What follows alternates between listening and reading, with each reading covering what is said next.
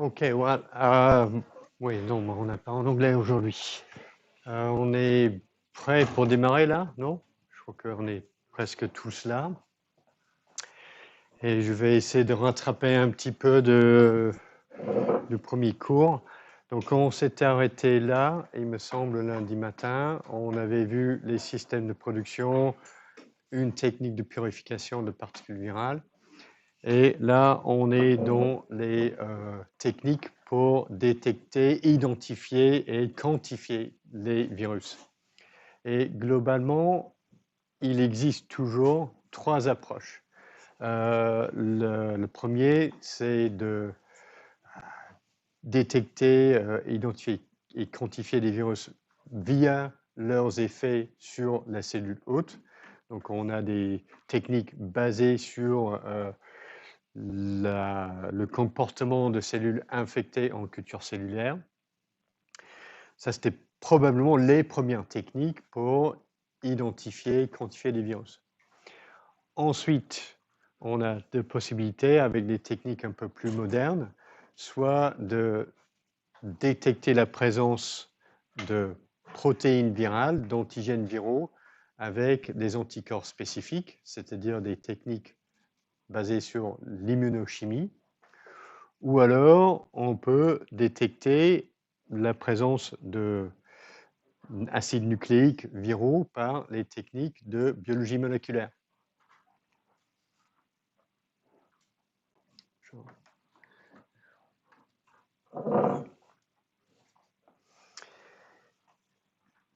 Et pour le suivi des infections virales ou la détection de virus dans des échantillons environnementaux, de plus en plus, on est basé sur la biologie moléculaire et moins en moins sur la culture cellulaire.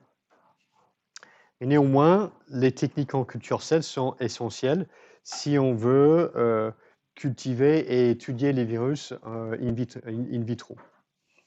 Alors, première chose, si on a un échantillon et on soupçonne la présence d'un virus, la première chose à faire, enfin, si on est dans ces techniques basées sur la culture cell, la première chose à faire, c'est de filtrer notre échantillon pour éliminer les bactéries, les débris cellulaires qui peuvent contaminer l'échantillon, et puis ensuite l'inoculer sur des cellules qui vont être susceptibles et permissives à l'infection virale.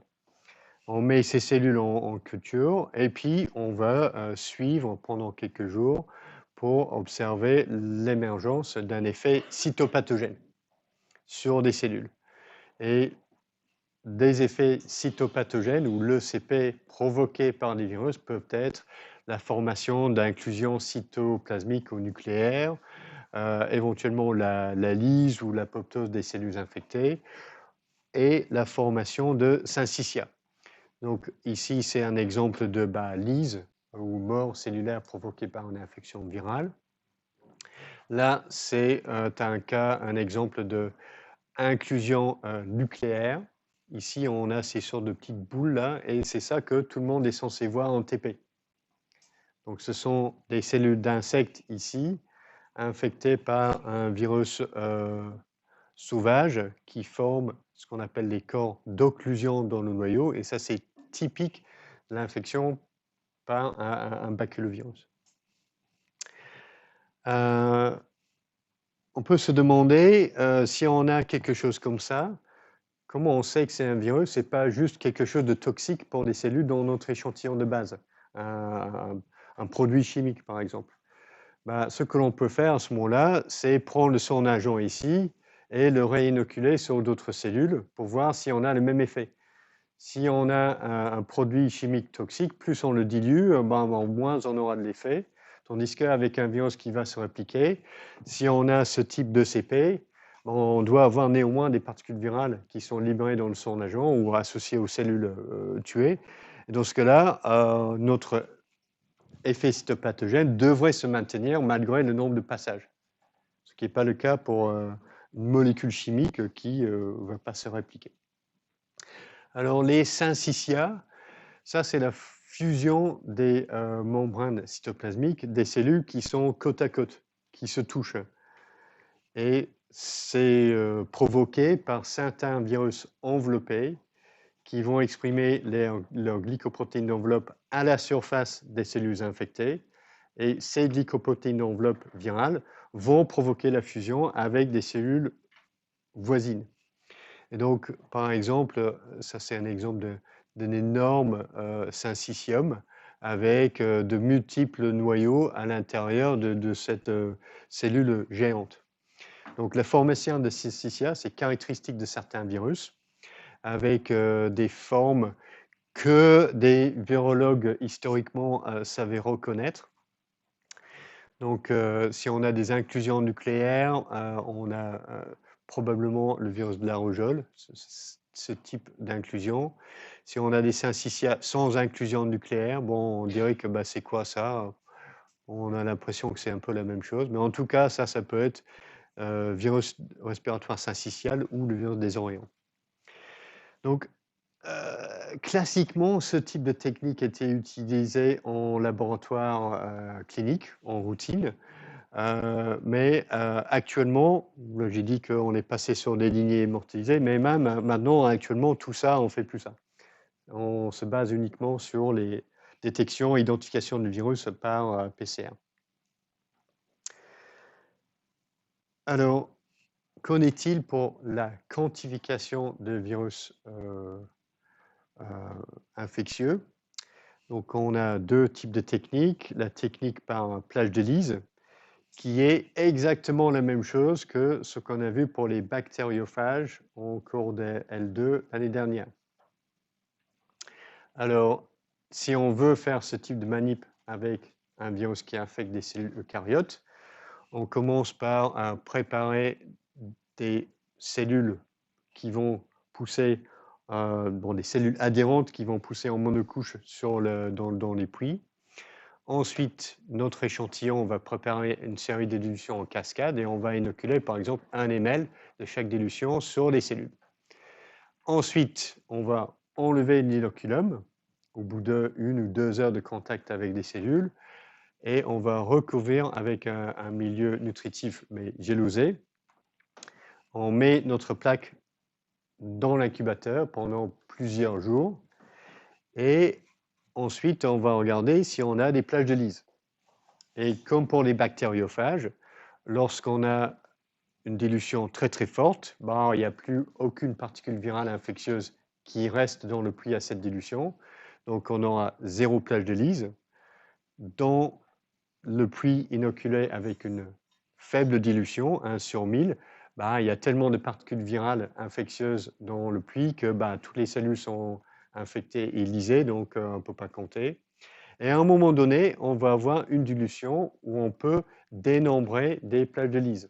Et c'est le cas ici où j'ai 6 plages de Lise dans mon puits inoculé avec de la dilution 10-5. Donc, ce qui veut dire que mon titre infectieux, c'est 6 fois le facteur de dilution, donc 6 fois 10 puissance 5, unités formant plage par ml, parce que j'ai inoculé 1 ml dans cette manip. Donc comme ça, on a un dénombrement assez direct du nombre de particules virales infectieuses présentes dans un échantillon. Donc ça, c'est très intéressant parce que il permet aussi de purifier un clone infectieux. Parce que ce que l'on peut faire, si on a une plage de Lise ici, c'est qu'on peut prélever cette plage de Lise, on va faire une sorte de carotte dans l'agarose, et on extrait des particules virales à partir de cette plage de Lise. Donc, et si on fait ça, on est sûr que tout notre stock viral dérive d'une seule cellule infectée à la base. Et cette cellule infectée était fort probablement infectée par une seule particule virale. Et donc, c'est l'équivalent de prélever une colonie isolée sur une boîte de gélose pour la bactériologie. Donc, c'est ça qui permet de travailler avec des souches de bactéries pures. En virologie, c'est cette technique-là qui permet de le faire. Donc, très important pour ça. Alors, un des problèmes, c'est que ça marche bien que lorsque nos virus sont lytiques, c'est-à-dire forment des plages de lyse dans une monocouche de cellules. Ce n'est pas le cas pour tous les virus.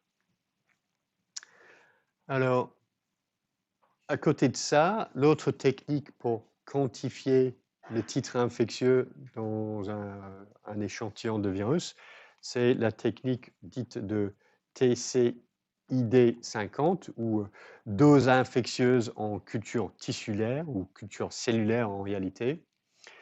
Alors, cette fois-ci, on recommence avec une série de dilutions en cascade de notre inoculum, mais au lieu de l'inoculer sur chaque dilution sur un puits, on va inoculer chaque dilution sur un certain nombre de réplicas.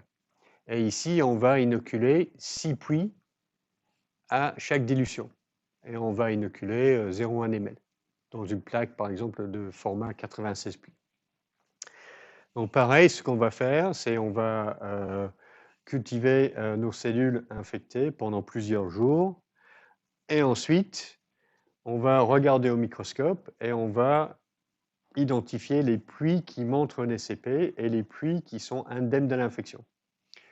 Donc, si notre inoculum est fortement dilué, 6 puits sur 6 vont être remplis de cellules non infectées.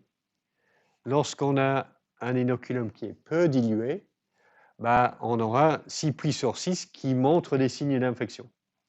Et à un moment donné, dans notre gamme de dilution, on va avoir certaines dilutions qui donnent ici 5 puits sur 6 qui montrent des signes d'infection, et ensuite 1 puits sur 6 qui montrent des signes d'infection. Et lorsque on dit montre des signes d'infection, ça ne veut pas dire que toutes les cellules sont infectées ici. Ça peut pas être juste éventuellement quelques cellules dans le puits ont été infectées. Et ça, on dit, OK, ça c'est un puits infecté. Alors ensuite, ce que l'on fait, c'est on trace un graphe avec le pourcentage de puits infectés en fonction de la dilution. Donc avec des dilutions de 1 sur 100, 1 sur 1000, 1 sur 10 000, on est à 100% des puits infectés. 6 sur 6 ici, là et là. Quand on est super dilué, on a 0% de puits infectés. Et à un moment donné, notre courbe va couper la droite ici où on a 50% de puits infectés. Donc on va interpoler sur notre courbe ici la dilution qui nous donne 50% des puits infectés. Donc ici, si je fais ça, je lis sur mon axe des abscisses, ça me coupe l'axe ici à 3 fois 10 puissance 5. Donc ça, c'est le facteur de dilution ici. Donc ce qui veut dire que j'ai 3 fois 10 puissance 5 TCD50 dans les 0,1 ml que j'ai inoculé sur chaque puits. Donc, et le titre infectieux, ça sera donc 3 fois 10 puissance 6 TCD50 par ml.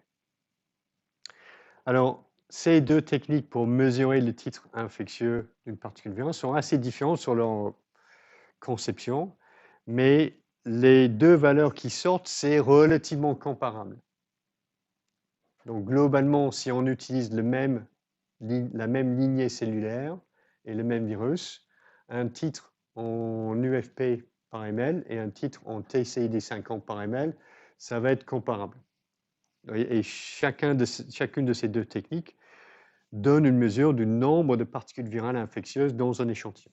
Donc une TCID50, on considère que c'est équivalent à une particule virale infectieuse. Pareil pour une UFP. Alors, c'est extrêmement important ou très utile en virologie de déterminer le titre infectieux d'un stock de virus parce que si on veut effectuer les infections qui sont contrôlées en culture cellulaire, ce que l'on doit définir, c'est notre multiplicité d'infections ou MOI.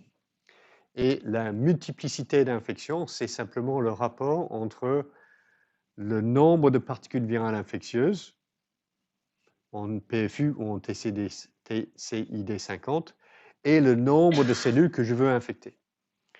Donc ici, sur mon superbe illustration, j'ai 4 particules virales infectieuses et 4 cellules, donc mon MOI égale 1. Ok, 4 divisé par 4, 1. Mais vu que les interactions entre des particules virales et les récepteurs sur des cellules sont aléatoires, si j'ai une MOI égale à 1, je ne peux pas assurer que je vais avoir 100% des cellules infectées parce que de temps en temps, deux particules virales vont aller s'attacher sur la même cellule et statistiquement, j'aurai une proportion de cellules non infectées. Et si on fait des savants calculs, on peut déterminer que, suivant la loi de Poisson apparemment, on peut déterminer que si on veut infecter 99% des cellules dans le puits, au même moment, il faut utiliser une MOI supérieure à 5. Alors, pourquoi ça c'est important? Parce que, ah oui, est-ce que je vais faire ça?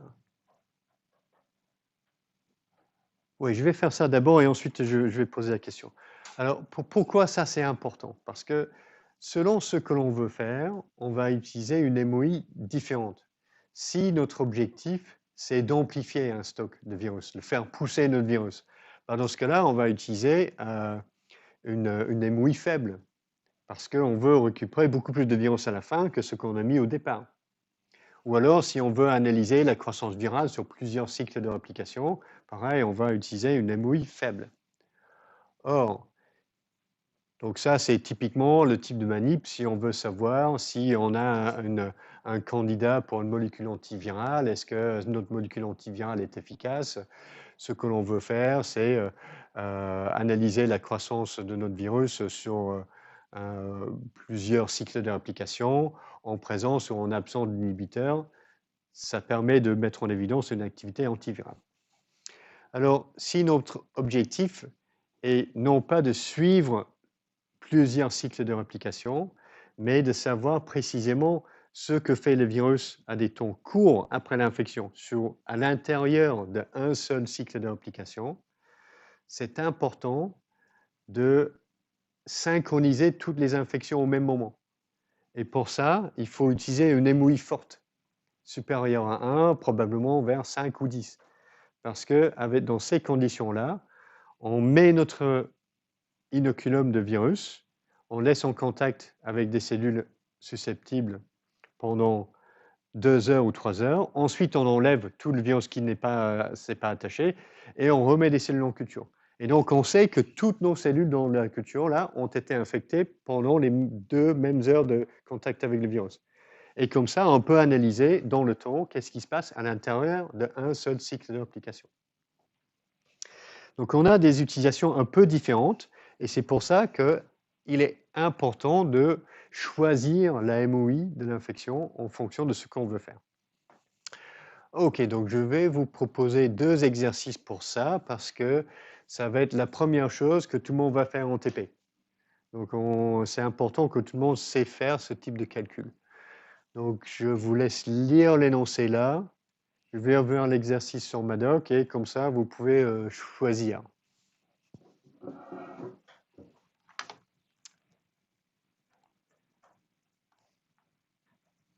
Ok.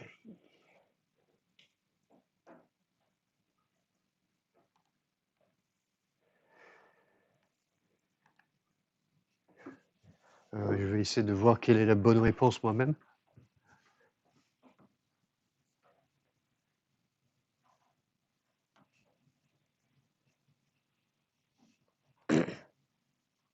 Ok.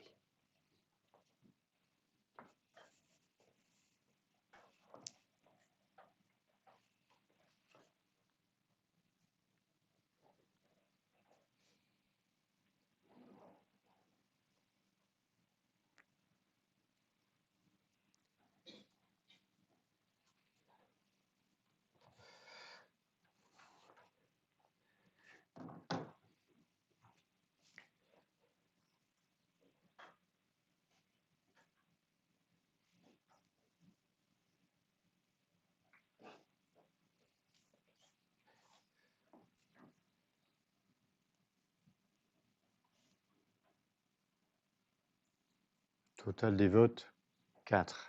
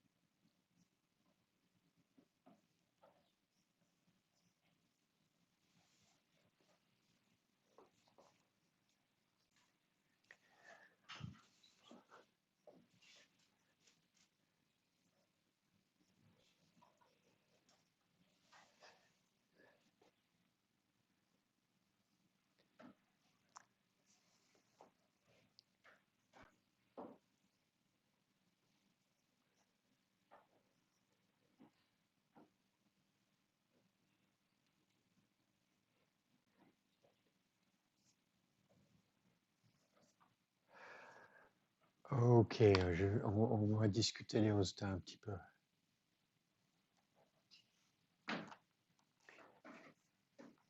Voilà les résultats qui ont été envoyés. Donc les deux choix majoritaires, c'est 5 fois 10 puissance 4 ou alors 5 fois 10 puissance 5.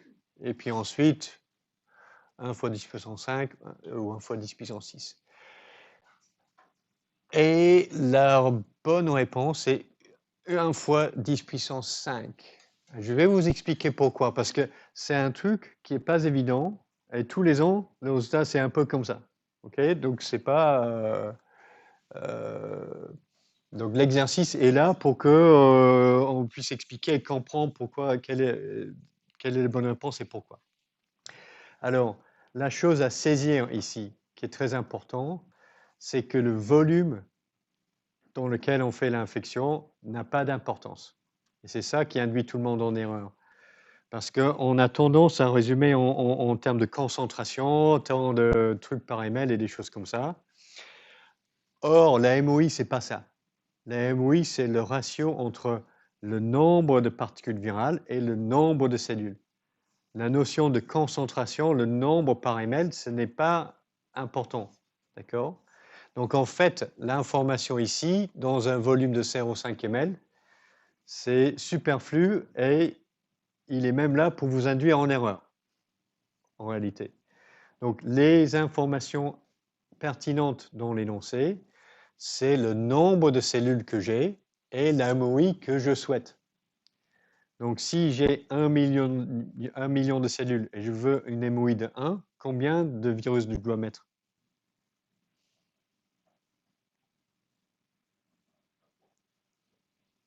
Anybody? Alors, souvenez-vous, quand j'avais 4 cellules, j'avais 4 particules virales, c'était ça un MOI de 1. Si j'ai 1 million de cellules, je mets combien de particules virales infectieuses? Pour un MOI de 1? 1 million. D'accord? MOI de 1, tout ce que ça veut dire, c'est que j'ai le même nombre de particules virales infectieuses que j'ai de cellules. D'accord? Donc, bon, moi, je raisonne toujours comme ça. OK? Je raisonne à partir de 1 et ensuite, je fais des facteurs de 10 qui vont avec. Parce que on commence avec 1, c'est la situation la plus simple.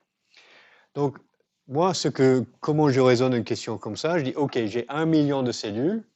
La MOI que je veux, c'est 0,1. Mais si je voulais un MOI égale 1, ça serait ça la bonne réponse. Mais la MOI que je veux, c'est 0,1, c'est 10 fois moins. Donc, je dois mettre 10 fois moins de particules virales. Donc, ça doit être B, la bonne réponse. D'accord? Et donc, une fois que l'on a choisi cette réponse-là, il faut faire un petit calcul pour vérifier est-ce que ma réponse est raisonnable. Donc, à partir de ma réponse, je calcule la MOI. Donc, je fais, OK, je divise ça par ça. Qu'est-ce que ça me donne? Ça me donne 0,1. Donc, la MOI, c'est ça. Vous prenez le nombre de particules virales que vous avez mis, vous divisez par le nombre de cellules que vous avez, et ça vous donne la MOI. OK, donc on va essayer de faire un deuxième pour voir si tout le monde a compris. Ah oui, OK. Ça, c'est la prochaine étape. D'accord? Donc, on calcule combien de MOI il faut mettre, on doit mettre dans le prix. Et si mon stock, il est 5 fois 10 puissance 7 par ml, quel volume je dois mettre?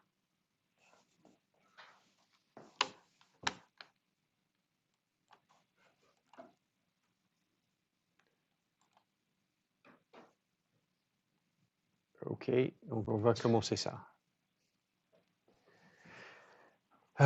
Sachant que la bonne réponse à la première partie, c'est B.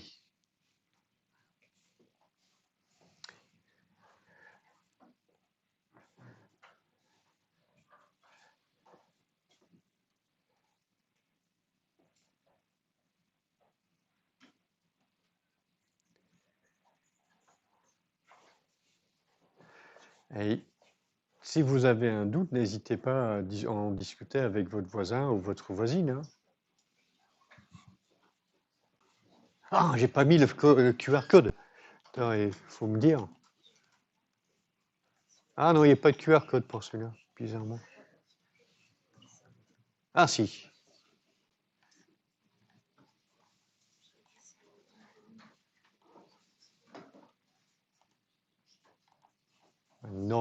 commencer ça.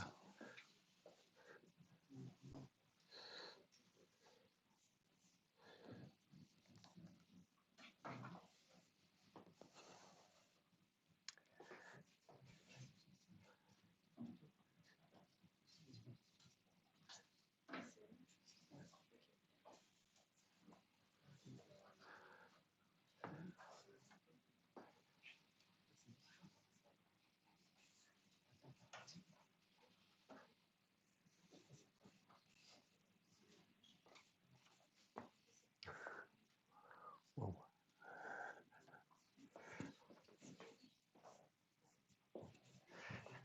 Attendez, je vais chercher mes queues.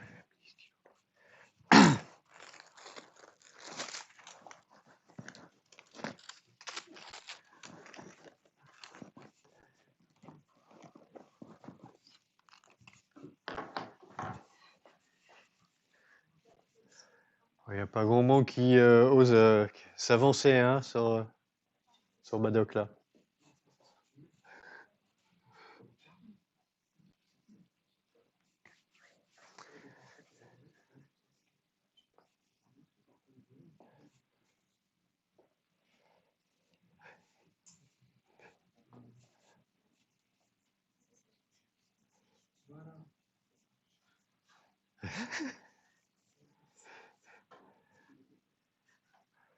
Ouais. 13 participants courageux. Et voilà ce qu'on a envoyé. Net avantage pour 10 microlitres. Ouais. Ce qui n'est pas la bonne réponse. Ok, on va voir ça. Donc, qu'est-ce que ça veut dire l'énoncé là? C'est probablement ça le plus grand problème. Comprendre l'énoncé. Alors, j'ai mon stock 5 fois 10 puissance 7, TCD 50 par ml. Combien je dois mettre dans les cellules pour obtenir un MOI égale 0,1? Et j'ai 1 million de cellules. Donc, dans ma première étape de mon calcul, on a vu que la bonne réponse ici, c'était B. Donc, on veut ajouter 1 fois 10 puissance 5, TCD 50 par ml. Dans le puits, pas par ml. Donc, mon stock est à 5 fois 10 puissance 7. Donc, une autre façon de poser la question, c'est quel est le volume de ce stock qui contient 1 fois 10 puissance 5 TCD 50 par ml? Donc, le calcul à poser, c'est 1 fois 10 puissance 5 divisé par ma concentration.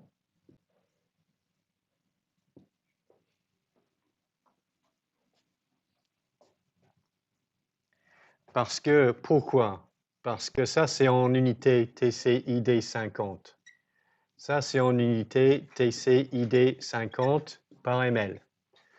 Donc, le résultat de ce calcul-là va me donner quelque chose en quelle unité? En ml. Ça va se disparaître.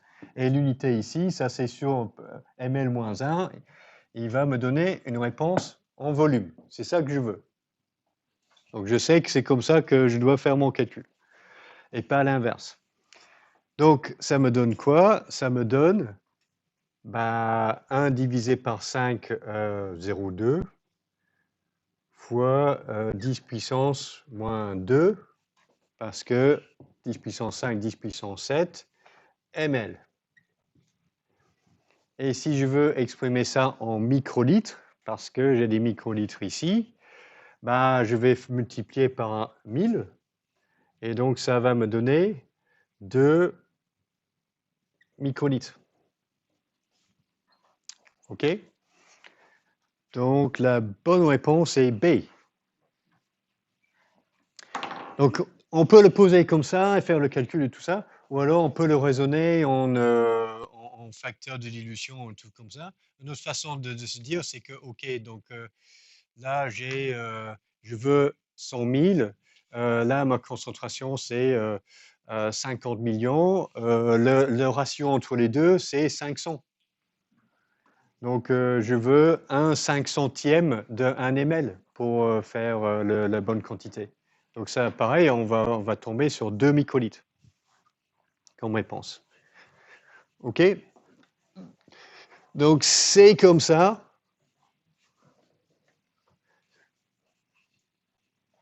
qu'on fait les calculs de MOI. Attends, mais qu'est-ce qu'il me fait là? Ah, fantastique. Oui.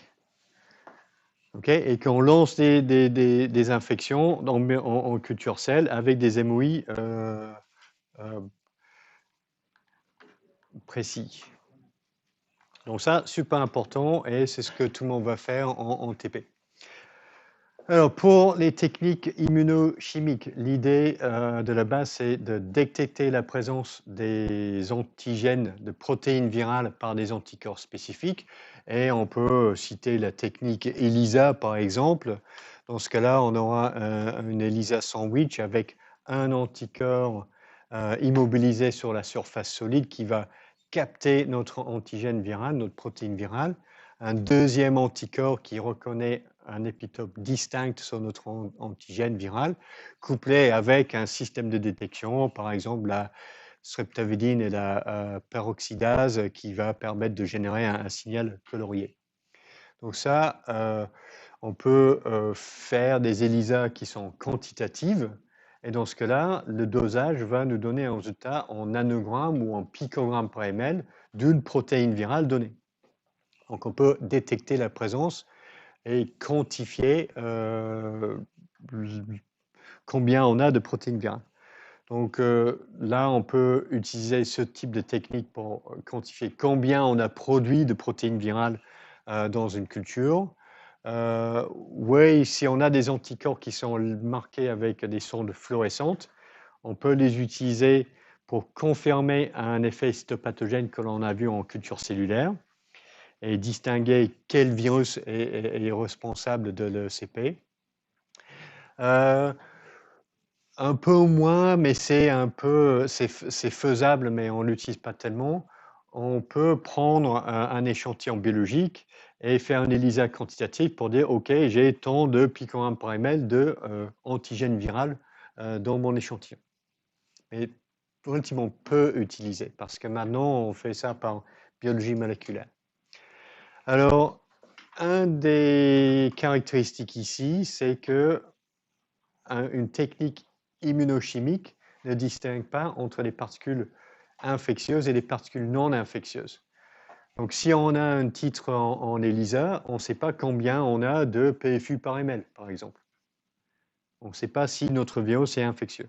Mais ça peut être un avantage parce que dans les premières étapes du protocole, on peut intégrer une étape de inactivation du virus, et ensuite, le reste de la manip peut être fait sur la paillasse sans mesure de biosécurité particulière. Alors, une technique de immunochimique qu'on a probablement tous utilisée au moins une fois ces dernières années, ce sont les tests antigéniques rapides pour détecter la présence d'antigènes viraux dans un échantillon d'écouvillon nasal ou de salive, par exemple. Donc, est-ce que vous avez vu ça ailleurs en immuno ou en biocell, le fonctionnement de ce type de test? Non, ok, bon, tant mieux, tant mieux. Alors, moi, je ne sais pas pour vous, mais moi, je trouve que c'est magique, ces trucs-là. On met notre échantillon, là, on dépose sur le petit truc, là, en plastique, on regarde, et on a la bande, là, qui apparaît. C'est dingue. Et puis, en 15 minutes, on a un résultat. Oui, je suis affecté. Mais comment ça marche? Comment ça marche, ce truc? Parce que c'est vraiment fabuleux. Alors, ça marche parce qu'on a couplé les anticorps spécifiques de notre protéine virale à des nanoparticules d'or, la plupart du temps, ou de carbone, ou d'autres particules inorganiques. Et lorsqu'on dépose notre échantillon ici, par capillarité, le liquide dans l'échantillon va monter sur notre barrette. Et la première chose que le liquide va solubiliser, ce sont ces anticorps. Donc, si notre particule virale, notre protéine virale est présente, les anticorps ici, couplés sur les billes d'or, vont interagir avec notre antigène.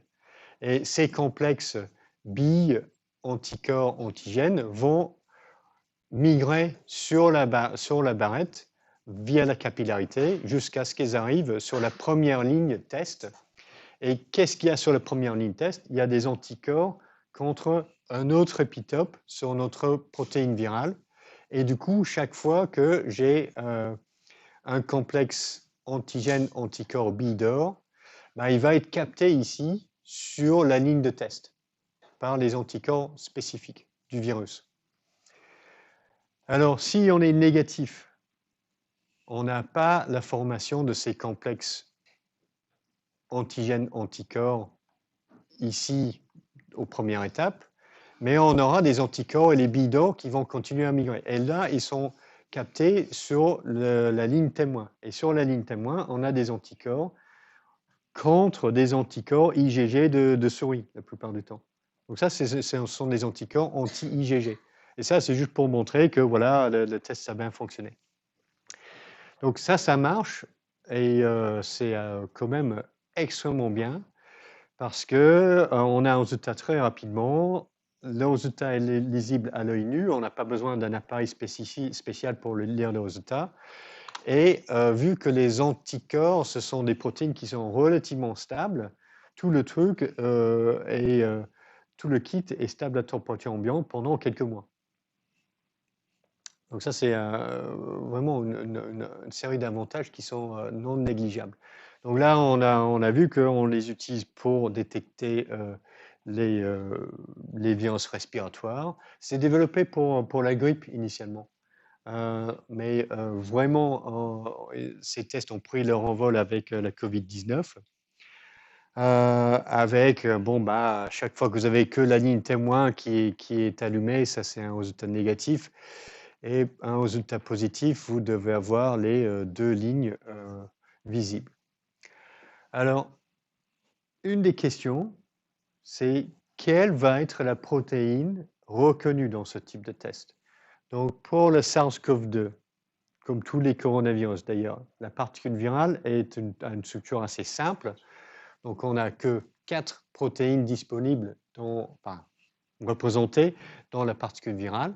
La glycoprotéine de spike à la surface, la nucléoprotéine à l'intérieur, plusieurs centaines de copies ou milliers de copies autour de l'ARN viral, la protéine M membranaire et la protéine E, petite protéine membranaire. Alors la question c'est laquelle de ces protéines va être... Ah, damn it! Ah, ok, voilà, j'ai donné la réponse. Donc on a 4 choix pour la protéine qu'on va détecter ici. Et pour que notre test soit efficace et sensible, il faut choisir la protéine qui est présente en plus grand nombre de copies dans la particule virale et qui n'est pas très très variable entre différents échantillons. Et c'est pour cette raison-là que tous les tests de dépistage rapide avec les tests antigéniques vont détecter la présence d'un nucléocapside. Parce que c'est la protéine qui a le plus grand nombre de particules le plus grand nombre de copies de protéines par particule, et elle est moins variable que la glycoprotéine spike. Toutes les variantes antigéniques et tout ça, ce sont des virus qui ont intégré des mutations dans la spike, et la nucléoprotéine évolue beaucoup moins rapidement. Donc c'est pour ça qu'on choisit cette protéine-là. Et c'est vrai pour les autres tests antigéniques, pour les autres virus aussi, pour les mêmes raisons. Ok, donc, donc ces tests-là ont une très bonne spécificité. Donc les anticorps utilisés sont super spécifiques. Donc un résultat positif, vous pouvez en avoir confiance. La limitation, c'est la faible sensibilité. C'est-à-dire que si on a une charge virale qui est faible, on peut avoir un résultat qui est un faux négatif. Et donc, il y a eu des gens qui se sont amusés à prendre différents kits proposés et comparer quelle était la limite de détection inférieure en termes de TCD50 et en copie par ml déterminée par PCR quantitative. Donc, une de ces tests antigéniques rapides, on donne un résultat positif lorsqu'on a 10 à 1000 TCD50 par ml dans l'inoculum. Et ça correspond à 100 000 ou 1 million de copies d'ARN génomique par ml. Donc, si vous êtes infecté positif, mais votre charge virale dans la salive ou dans l'écouvillon nasal est quelque chose comme 10 000 copies par ml, en fait, vous êtes infecté, mais votre test sera négatif. Et ce n'est pas parce que le truc ne marche pas, c'est juste que n'importe quelle technique analytique a une limite de détection. Et ici, c'est ça. Okay, donc, si vous avez eu un test négatif et ensuite vous avez été malade et ensuite vous avez un test positif, c'est pour ça. Le moment que vous avez fait le test, votre charge virale était trop faible. Soit ça, soit vous n'avez pas fait le prélèvement correctement. Ça, c'est probablement l'alias numéro 1. Les autotests, le plus grand facteur de variabilité, c'est le prélèvement que la personne fait elle-même. OK. Une autre application en immunochimie pour les virus, c'est l'utilisation de la sérologie. Et cette fois-ci, l'objectif n'est pas de détecter les protéines virales, mais de détecter des anticorps spécifiques du virus, la plupart du temps dans le sérum ou dans le plasma d'une personne ou d'un animal. Et cette fois-ci, ce que l'on va coter sur la phase solide, ce sont les antigènes viraux. Et dans l'analyte, l'échantillon qu'on veut analyser, ce sont les anticorps spécifiques de notre virus qui vont coller sur les antigènes et on va détecter la présence des anticorps par un anticorps secondaire. Donc ça, très important pour les tests de dépistage parce qu'on va détecter si telle ou telle personne ou un animal est séropositif pour tel ou tel virus. Donc on peut être séropositif pour un virus sans que le virus soit présent. D'accord? Donc c'est notamment le cas si pour l'hépatite B, par exemple, on peut être, si on a éliminé notre infection par le virus de l'hépatite B, on a guéri, on va être séropositif pour l'antigène HPS, mais le virus ne sera plus présent. Mais la séropositivité reste à la mémoire immunologique. Par exemple, en revanche, si on est séropositif pour le VIH, ça c'est un virus latent et chronique que notre corps n'arrive pas à éliminer. Donc, si on est sans traitement antirétroviral, séropositif pour le VIH, on est infecté par le virus et il est encore là. Donc, la séropositivité, les sérologies sont super importantes pour tout ce qui est études épidémiologiques, pour savoir quelle proportion d'une population a été infectée par tel ou tel virus au cours de leur vie.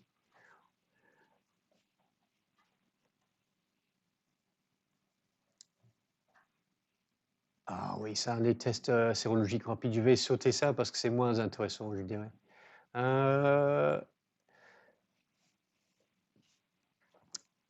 Ouais, je vais vous poser une question sur ça, qui est en lien un petit peu avec ce qu'on a vu avant là. Donc, imaginons qu'on fait un test sérologique pour détecter les anticorps contre le SARS-CoV-2. Comment on peut savoir ou comment on peut faire la différence entre quelqu'un qui était vacciné, qui a développé des anticorps, et quelqu'un qui était infecté? Oui.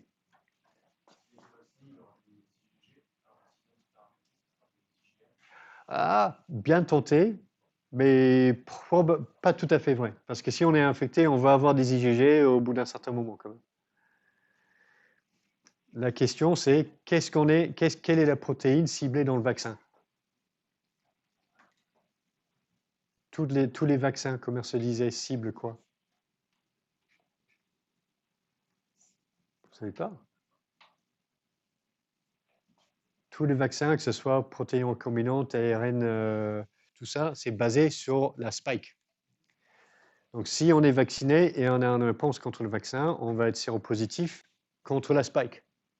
Est-ce qu'on va être séropositif contre la nucléoprotéine? Non, si on est vacciné, on est séropositif pour la spike, séronégatif pour la nucléoprotéine. Si on était infecté, on a tendance à développer des anticorps contre toutes les protéines virales. Donc on va être séropositif anti-spike et anti-nucléoprotéine. Donc c'est avec ce type de truc qu'on peut déterminer dans une population quelle est la proportion de gens qui ont été infectés ou alors qui ont été vaccinés. Parce qu'on peut distinguer les cas différents comme ça. Ok, dernière technique. Moi, je pense que je vais avoir utilisé 2 CM pour le premier CM. Donc, détection, identification et quantification des virus par les techniques de biologie moléculaire. Maintenant, c'est principalement la PCR et la PCR quantitative. Et simplement, ce qu'on va faire, c'est prendre un échantillon, faire une extraction d'acide nucléique, et en fonction de si on a un virus avec un génome en ADN ou avec un génome en ARN, on va faire une PCR ou une RT-PCR. Une RT-PCR est nécessaire lorsqu'on a une matrice en ARN, parce que RT, c'est pour la transcriptase inverse qui va recopier l'ARN en ADN. Et ensuite, cet ADN peut être amplifié par la technique de PCR. Et les amorces que l'on utilise pour ces PCR vont se fixer spécifiquement sur les régions du génome du virus. Donc, la spécificité du test vient de l'hybridation des amorces sur des régions spécifiques du génome viral. Et choisir les amorces, c'est tout un art parce qu'il faut qu'ils soient capables de discriminer entre différentes espèces virales, mais il ne faut pas les poser sur des endroits qui sont trop variables non plus dans le génome viral. Parce qu'entre 2 souches de SARS-CoV-2, on veut quand même que notre PCR reste fiable. Donc ça, c'est un peu un détail. Donc, on utilise la PCR vraiment énormément en virologie clinique parce que on peut non seulement juste avoir un résultat qualitatif, positif ou négatif. C'est le cas quand vous avez fait un dépistage en test PCR en SARS-CoV-2. Le résultat que le labo vous donnait, c'est positif ou négatif. Il détecte la présence, c'est tout. Mais en réalité, il y a plus d'informations que ça parce qu'on va avoir la possibilité de quantifier le nombre de copies d'ADN ou d'ARN viral dans un échantillon. Ça, c'est très, très important si on veut savoir si un traitement antiviral a été efficace. Donc, si vous avez une infection par le virus d'hépatite C ou le VIH, votre médecin traitant va vous mettre sur les antiviraux et vous allez avoir un suivi virologique. C'est-à-dire qu'on va suivre la charge virale dans le sang. Et si le traitement est efficace et vous prenez votre traitement comme il faut, ben, vous allez avoir une charge virale qui devient indétectable. Donc ça, c'est très, très utile pour ça. OK. Aussi, grand avantage, on n'a pas besoin de savoir cultiver le virus ou de générer des anticorps. Si on a la séquence du génome, on peut faire un test par PCR. L'autre truc, je vais faire ça rapidement, c'est que on a une sorte de version rapide des tests de dépistage par biologie moléculaire qui existent, mais ça, ce sont des tests d'amplification isothermique avec une sorte de choix astucieux d'amorce. On peut créer un système où on va avoir une sorte d'amplification linéaire du nombre de copies de notre produit que l'on a dans l'échantillon, juste avec une seule température. On n'a pas besoin d'un appareil à PCR. Donc ça, c'est possible parce qu'on utilise une polymérase qui vient de la bactérie qui s'appelle maintenant Geobacillus stereothermophilus, ou anciennement appelée Bacillus stereothermophilus. Donc c'est pour ça que c'est la polymérase BST. Et cette polymérase ADN fonctionne à 50 à 60 degrés et il a la capacité de déplacer le brin complémentaire. Donc on n'a pas besoin de faire des cycles de désappariement, réhybridation comme pour une PCR. Donc ça permet d'avoir un dépistage rapide en test basé sur la biologie moléculaire. Donc il y avait plusieurs produits qui avaient été développés et commercialisés pour le dépistage de SARS-CoV-2. l'idée, c'est que on prend l'échantillon, on met à 65 degrés pendant 1 heure et on a une lecture directe sur l'échantillon. En termes de sensibilité et spécificité, c'est pas vraiment mieux qu'un test antigénique rapide. Donc du coup, ce type de test, ils n'ont pas vraiment conquis le marché, mais c'était quand même un truc intelligent à faire. OK, donc une autre question ici pour les différentes techniques de quantification. Alors, je vous invite à imaginer ce schéma d'un protocole de production d'un vaccin antiviral inactivé. Et l'idée, c'est qu'on va commencer avec notre stock de virus, on va l'inoculer sur des cellules de façon à amplifier la quantité de particules virales que nous avons dans l'échantillon. On va les purifier et on va les inactiver chimiquement. Et ensuite, ces particules virales inactivées, donc non infectieuses, vont être mises en flacon pour constituer notre vaccin. Donc, c'est le type de schéma qu'on utilise pour le vaccin antipoliomyélitique injectable. Donc, c'est pour ça que j'ai mis un poliovirus en illustration ici. Donc, notre vaccin inactivé doit contenir des protéines virales, mais aucune particule virale infectieuse. Donc, j'ai deux questions ici pour vous. Quel MOI faudrait-il utiliser ici? Et quels sont les tests à effectuer après l'étape d'inactivation? Donc, je vous invite à répondre à ces questions-là. Ah.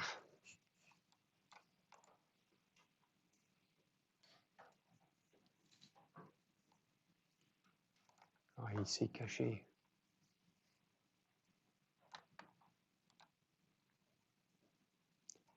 Extrêmement bizarre. Ok, bon, bah, je vais devoir réouvrir.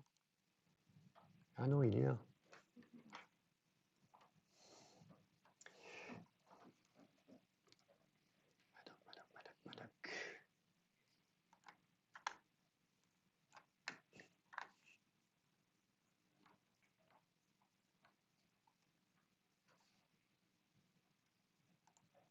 Ok, voilà, j'ai ouvert la première question. Réinitialiser, commencer.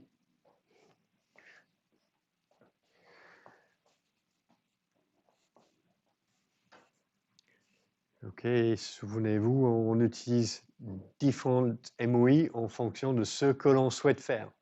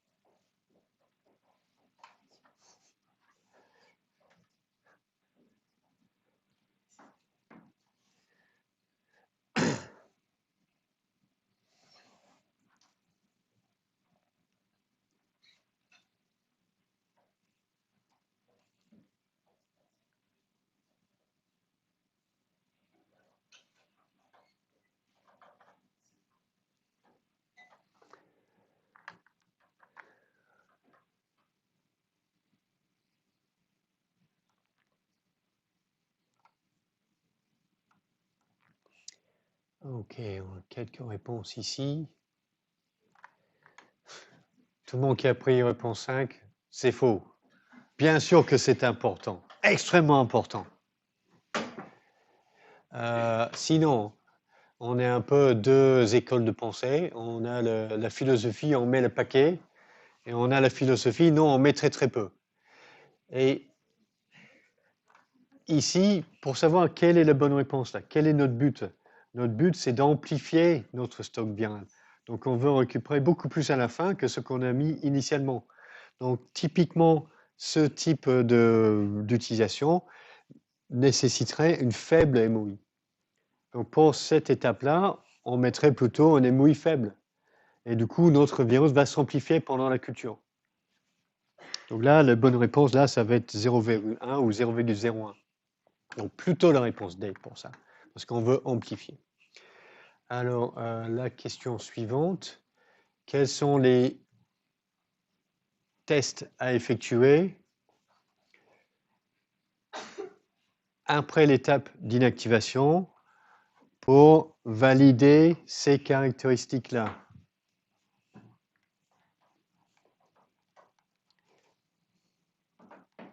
Donc, je vais trouver.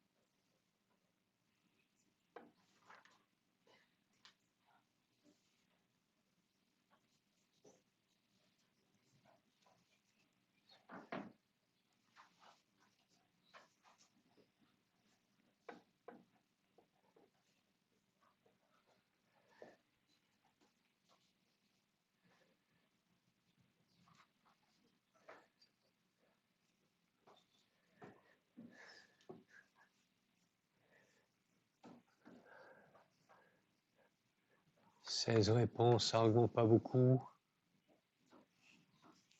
OK. Dans ce cas-là, bonne réponse, c'est 2. Les autres réponses, c'est pas bon. Pourquoi c'est pas bon? Ici, dans l'énoncé, on veut vérifier qu'on a des protéines virales. Sinon, le vaccin ne va pas marcher, on injecterait rien. Mais on ne veut pas de virus infectieux. Donc la question, c'est, parmi mes différents trucs, là, qu'est-ce qui mesure des protéines et qu'est-ce qui mesure des particules virales infectieuses? Donc entre TCD50, PFU, qPCR et ELISA, bah, la seule qui détecte des protéines et quantifie des protéines, c'est l'ELISA. Donc ça va être forcément entre A et B. Et le deuxième, c'est entre le qPCR et le TCD50. Qu'est-ce qui mesure le titre infectieux? Bah, le TCD50. Le qPCR, non, on ne peut pas savoir. Si on a une particule virale inactivée, il y aura toujours l'ARN ou l'ADN à l'intérieur et probablement il donnera un résultat positif en PCR. Donc la bonne réponse est B, ok? Protéines et particules virales infectieuses. Et c'est ça qu'on veut. Et donc notre vaccin, bah, il doit être positif en protéines et négatif en infectivité. Ok, donc la dernière chose à faire, ouais, ok. Donc un peu pour résumer ça, les différentes techniques de détection, quantification de virus basées sur la culture, l'immunochimie ou la biologie moléculaire. Alors chaque approche a ses caractéristiques. Donc la culture cellulaire, ben, c'est pas très sensible parce qu'il existe des virus que l'on n'arrive pas à cultiver en culture cell ou pas très efficacement. Donc il peut être très mauvais ou alors il peut être relativement bon selon le virus. Spécificité très mauvaise. On n'a pas vraiment l'identification de notre virus si on a un ECP. C'est très long, ça prend plusieurs jours. Mais c'est le seul qui permet de définir un titre de particule virale infectieuse. L'immunochimie en antigénémie détecter la présence de protéines virales. C'est pas très sensible, très spécifique. Le grand avantage, c'est sa rapidité. Et si on a un ELISA quantitatif, il va donner des unités de picogrammes ou nanogrammes par ml. Biologie moléculaire, c'est-à-dire la PCR quantitative, très spécifique, très sensible, donc c'est le meilleur, relativement rapide, on a le résultat en une journée, et l'unité de quantification, ça va être en nombre de copies d'ARN ou d'ADN génomique par ml. Alors, dernière chose à faire, et je pense qu'on va juste faire les techniques en virologie, ce sont les approches de génétique inverse. Ça, c'est quelque chose qui est très important en virologie. Et la première chose à comprendre ici, c'est la génétique inverse, ça veut dire quoi exactement? La génétique classique, c'est-à-dire qu'on va éventuellement générer ou isoler certains mutants qui ont un phénotype particulier. Et ensuite, ce que l'on veut faire, c'est identifier le gène qui est responsable de ce phénotype. Donc on commence avec un mutant avec un phénotype et on essaie d'identifier le génotype. Alors de plus en plus, il est extrêmement facile d'avoir cette information génétique d'abord avec le séquençage des génomes viraux. Donc de plus en plus, on commence avec un génome viral et on peut intégrer les mutations dans différents gènes viraux et ensuite on va analyser le phénotype. Et donc ça c'est très très important et très puissant comme technique parce que dans un génome viral, on va avoir souvent certaines protéines, on va avoir une idée de ce qu'elles font parce que par homologie de séquence, on peut savoir, ok, ça c'est des glycoprotéines de surface, ça c'est une polymérase, ça va être une nucléoprotéine. Mais il y a d'autres protéines, on ne va pas savoir vraiment à quoi elles ressemblent et on aimerait bien savoir quelle est leur fonction. Donc ce que l'on peut faire, c'est qu'on peut les muter et ensuite générer des virus qui sont mutés avec tel ou tel gène et analyser s'ils sont encore capables de se répliquer ou en gros quelles sont leurs caractéristiques. Alors pour le faire, il faut être capable de passer d'une molécule d'ADN ou d'ARN et générer un virus infectieux à partir d'une molécule d'acide nucléique. C'est ça qui rend la génétique inverse faisable.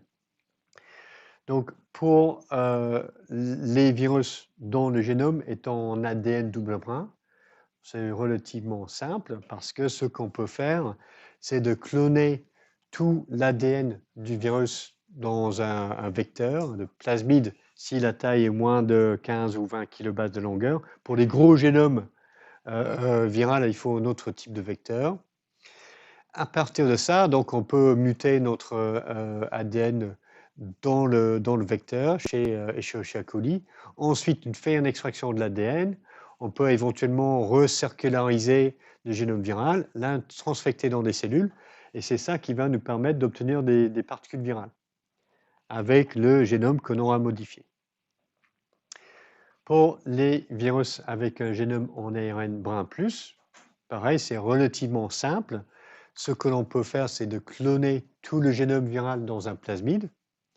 Ensuite, pour générer le génome viral qu'on aura modifié ou manipulé ici, on peut effectuer une transcription in vitro pour générer cet ARN viral, transfecter dans les cellules, et du coup, puisque pour les virus à ARN brun plus, classe 4 de Baltimore, l'ARN génomique tout seul est infectieux, ça marchera. Donc on pourra, en intégrant l'ARN génomique dans les cellules, ça permet de produire des particules virales infectieuses. Alors, ça c'est la question de l'année dernière, ça. Donc, là, par exemple, le type de question que l'on peut poser avec cette approche de génétique inverse, c'est lorsqu'on a des génomes qui sont mutés à plusieurs endroits, on voudrait savoir quel est l'impact des mutations à tel ou tel endroit. Et donc, l'année dernière, c'était la souche Omicron qui avait un avantage sélectif par rapport à la souche historique alpha qui circulait en 2020. Et cette souche a énormément de mutations, un peu dans la glycoprotéine S et R dans le génome. Et la question qu'on peut se poser, c'est comment on va déterminer si c'est les mutations dans la glycoprotéine S ou dans les mutations ailleurs qui confèrent le phénotype. Donc, avantage sélectif, ça veut dire quoi ici là? Une souche de virus. Oui.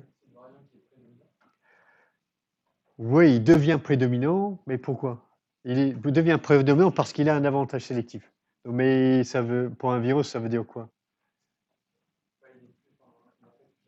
Ouais, ouais, c'est ça. Il est peut-être plus infectieux pour tel type cellulaire, ou plus transmissible, ou des trucs comme ça. On peut se demander, ah oui, il va avoir une meilleure affinité pour les récepteurs, des trucs comme ça. Ou il va peut-être échapper aux anticorps, des trucs comme ça. Donc, alors, si on veut savoir, entre les mutations dans glycoprotéine, si le phénotype est conféré par les mutations dans le glycoprotéine de spike ou ailleurs dans le génome, ben, une chose que l'on peut faire, oh non, on n'a que 10 minutes, donc je vais vous demander de discuter entre vous et voir si vous avez des idées. Et je vais vous faire un petit schéma de notre deux souches de virus. Omicron, je ne sais pas comment on écrit ça. Et imaginons que, bon, la spike, c'est quelque part ici, là.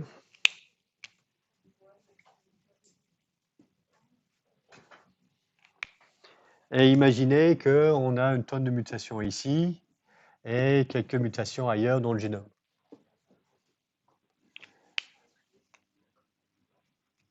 Qu'est-ce qu'on pourra produire pour tester si l'avantage sélectif d'Omicron, et on voit que en culture cell, ce virus-là, il se réplique vachement mieux ou il infecte super bien les hamsters ou un truc comme ça. On a un modèle pour distinguer un virus qui se transmet mieux ou qui se réplique plus. Discutez entre vous, allez, allez.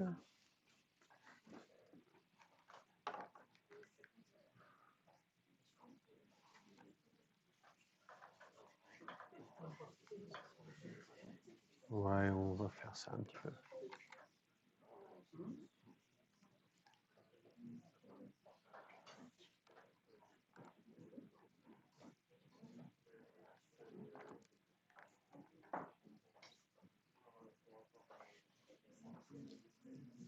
Dix minutes, ok.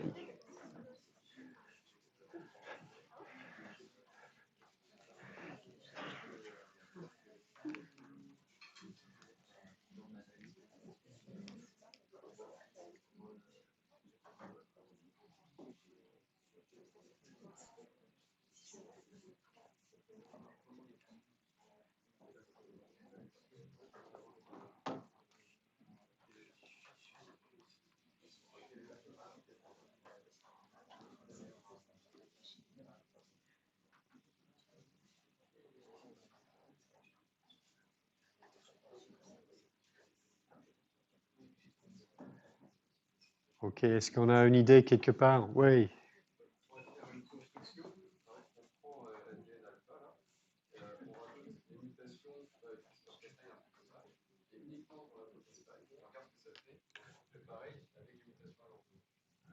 Donc ce qu'on fait, c'est qu'on va faire ça et puis on introduit les mutations comme ça là. Oui, ça peut le faire. Et en fait, c'est-à-dire qu'on fait ça et on aura... Ah, et on fait ça là. Pas possible. Donc on aura remplacé, on aura mis l'équivalent de la spike de Omicron ici, là, et tout le reste reste pareil.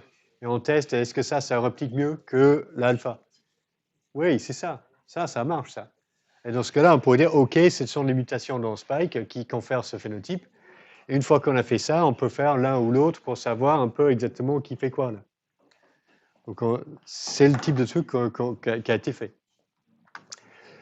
OK, donc vu qu'on est sur les glycoprotéines et l'entrée, je vais profiter des 5 dernières minutes pour introduire le CM2 qui est sur l'attachement et l'entrée. Donc ici, ce que l'on veut faire, c'est de se concentrer sur les étapes précoces du cycle de réplication, l'attachement des virus et l'entrée des virus dans les cellules susceptibles. Alors, la première étape, c'est l'interaction entre le virus et la cellule hôte via la fixation d'une protéine ou glycoprotéine d'attachement viral sur un récepteur sur les cellules hôtes. Ces interactions sont spécifiques, mais en général, elles sont de faible affinité, relativement faible affinité, mais de forte avidité parce que à la surface de la particule virale, vous avez peut-être plusieurs dizaines de copies du même protéine ou glycoprotéine d'attachement. Donc on aura de multiples interactions sur la même particule, ce qui fait qu'on a une interaction de forte avidité. Et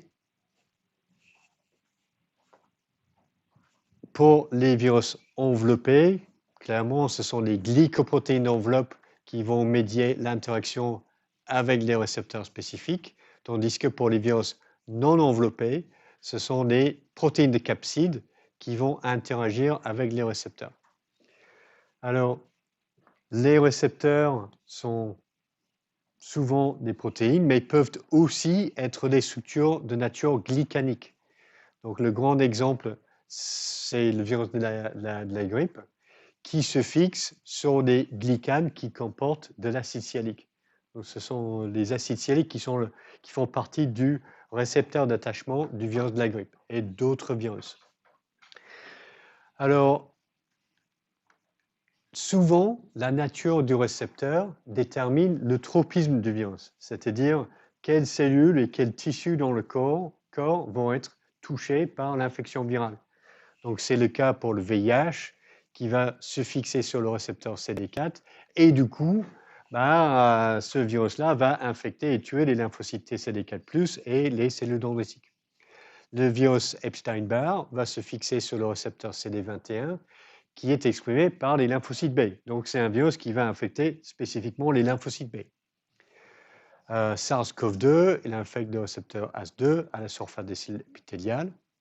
Pour le virus de la poliomyélite, ce récepteur, c'est le PVR, le récepteur au virus de la poliomyélite, qui est présent sur les entérocytes. Donc, c'est un virus qui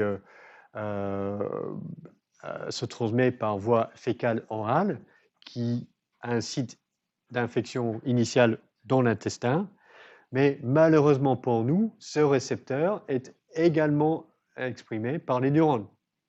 Et c'est ça qui confère à ce virus son neurotropisme et qui lui donne la capacité d'induire des paralysies et les décès des enfants infectés.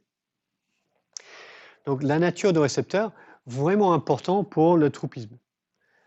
Dans beaucoup de cas, mais pas dans tous les cas, parce que par exemple pour les adénovirus ou le virus de la grippe, le récepteur est exprimé par énormément de cellules dans le corps et ce n'est pas vraiment l'expression du récepteur qui confère la spécificité ou le tropisme du virus. OK, donc je fais cette diapositive et je vous laisserai après avec la suivante comme une question pour vendredi. Alors, c'est une question qui se pose pour énormément de virus. Comment on fait pour identifier son récepteur? première chose qu'on peut faire, c'est une approche biochimique. Si on veut savoir est-ce qu'on a un récepteur glycanique ou protéique, ben on peut traiter des cellules susceptibles avec des protéases ou des glycosidases. Et ensuite, on va voir si notre virus arrive quand même à infecter ou s'attacher sur des cellules. Donc ça va nous donner une première indication. Donc l'identification de l'acide sialique comme récepteur du virus de la grippe, c'était fait comme ça. Ensuite, une autre approche qui était utilisée pour certains virus, c'était d'obtenir ou tester différents anticorps monoclonaux qui se fixent sur des cellules. Et si on trouve un anticorps monoclonal qui bloque l'infection du virus, mais en se fixant sur une protéine membranaire cellulaire, on peut savoir quel est l'antigène ou la protéine cellulaire reconnue par cet anticorps. Et dans ce cas-là, ça va être ça le récepteur de notre virus. Et du coup, l'anticorps servira comme sonde pour savoir, okay, quelle protéine est le récepteur. Et la dernière approche, ce qui est vraiment la plus puissante et peut-être le plus utilisée, c'est d'identifier une lignée cellulaire qui est permissive, mais non susceptible. Et ces termes-là sont vraiment très, très importants pour tout ce qui est attachement, entrée et infection virale. Une cellule permissive est capable de supporter la réplication virale si le génome viral rentre dans la cellule.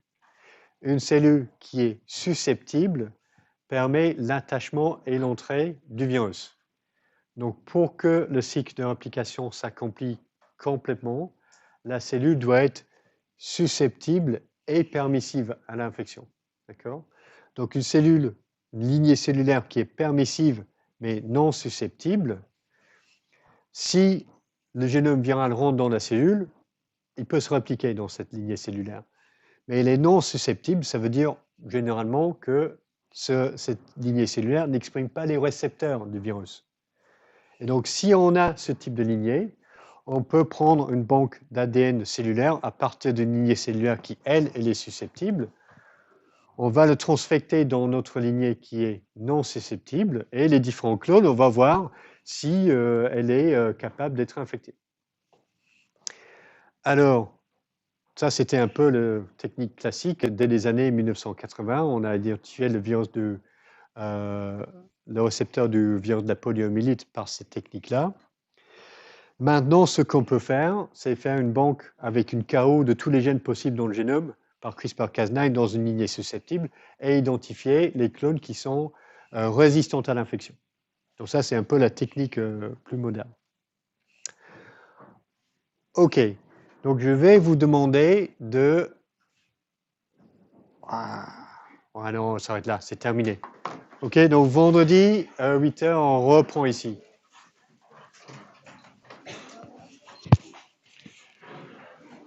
Ouais, je sens que le virus des plantes, ça va être en distanciel. Hein.